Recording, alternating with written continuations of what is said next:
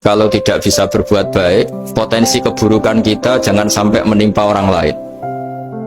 Keburukan itu bisa kejahatan kriminal, bisa kejahatan pidana atau merugikan orang lain, atau kejahatan yang tidak sampai kriminal tapi mengganggu orang lain. Misalnya contoh gampang ini, saya sumpek-sumpeknya sendiri ingin jalan-jalan, main di teman yang di jam kerja. Ini kan sumpek-sumpeknya saya sendiri ingin hiburan, terus wisata atau dolan ke teman yang sebetulnya saat itu dia mungkin ngaji atau kerja atau harus memenuhi kewajiban cari nafkah.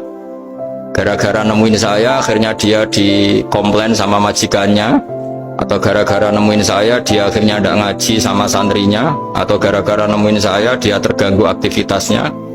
Itu juga tidak boleh, karena berarti keburukan kita punya akibat pada orang lain. Jadi kaidah dalam Islam itu kalau tidak berbuat baik, potensi keburukan kita ini jangan sampai menimpa orang lain.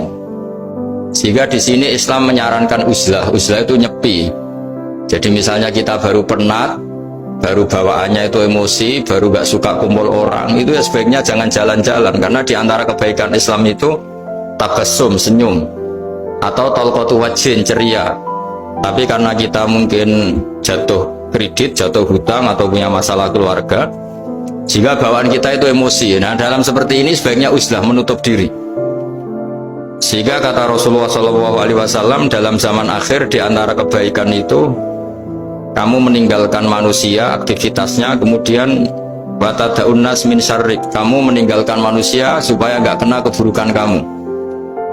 Jadi ada momen, ada saat di mana kita mungkin kalau ketemu orang itu bawaannya ingin sengak, ingin ngomong yang nggak enak, atau kita baru penat, itu sebaiknya uzlah saja, mengurung diri di kamar atau isolasi sendiri, karena bawaannya baru emosi. Nah, ini yang jarang dipraktekkan. Kalau sekarang malah banyak yang saat susah malah bawaannya ingin namam, ingin menvonis orang lain atau ngadili orang lain.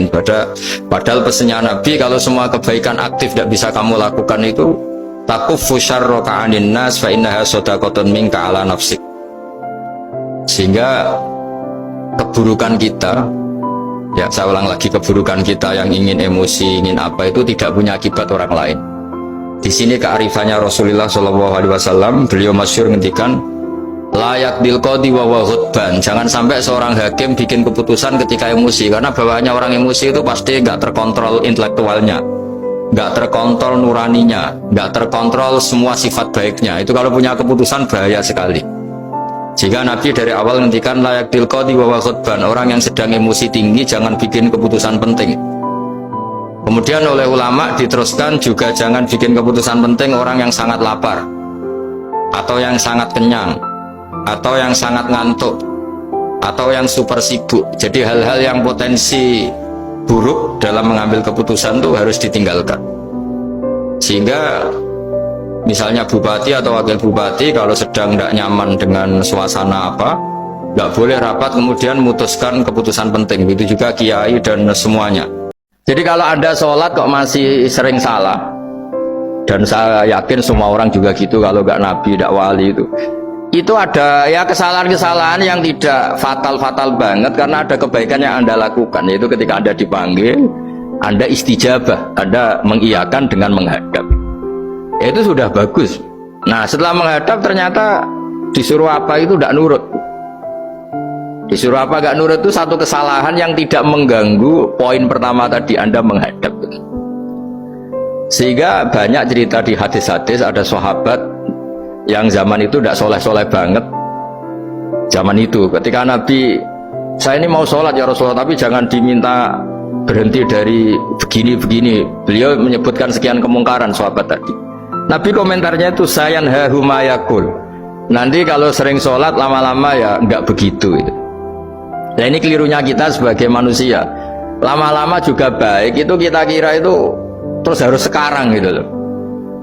Nah, itu keliru, harus sekarang itu keliru. Bisa saja kita ini setiap sholat pasti sudah ditulis Allah, nanti itu mati baik. Lala nanti habis asar sebelum kita maksiat sudah mati, habis sisa sebelum kita maksiat lagi sudah mati. Jadi barokahnya sholat itu ada waktu yang potensi ya, potensi sholat itu akhir kenangan kita, sholat itu identitas kita, sholat itu status kita. Nah, Karena kita sholat tuh pakai niat. Niat tuh komitmen. Sementara kalau ada maksiat itu tidak pakai niat karena zallah. Zallah itu ya ada niat maksiat, tahu-tahu mungkin di bis ketemu orang cantik, terus agak jelalatan. Tapi kan tidak niat. Tapi kalau sampai sholat kan datang ke masjid, bayangkan diimami ini, nanti kamu takbir, nanti kamu baca ini, baca ini. Jadi benar-benar komitmen. Itu status kita.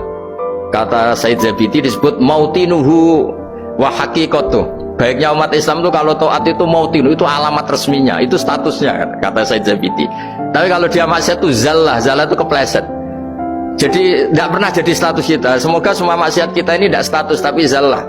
Jadi ketika taat itu status hakikat kita. Maka fal'ubudiyah ya haqiqatuh wa mautinuhu wa dzatuh. Ini kata Said Abdul Az-Zabidi pengarang Idkhal. Orang Islam itu orang yang ketika ibadah itu identitasnya betul, ketika ibadah itu Allahu Akbar, dia berharap rahmatnya Allah gini-gini. Nah ketika salah dia zallah, dia ngantor ya ada niat korupsi, dia ingin memenai negara ini, dia nyai juga agak ingin macam-macam gitu. Ya tapi karena manusia terus ada zallah. Nah semoga semua kesalahan kita ini zallah itu ya coro Jawa kepleset, tidak mental, dan semua kebaikan kita ini mental, yaitu kebaikan yang jadi tempat kita, identitas kita, haqiqatu wa mautinuhu wa dzatuh. Tapi jangan pernah berpikir kalau apa artinya sholat kalau kita masih melakukan kemungkaran, itu salah besar.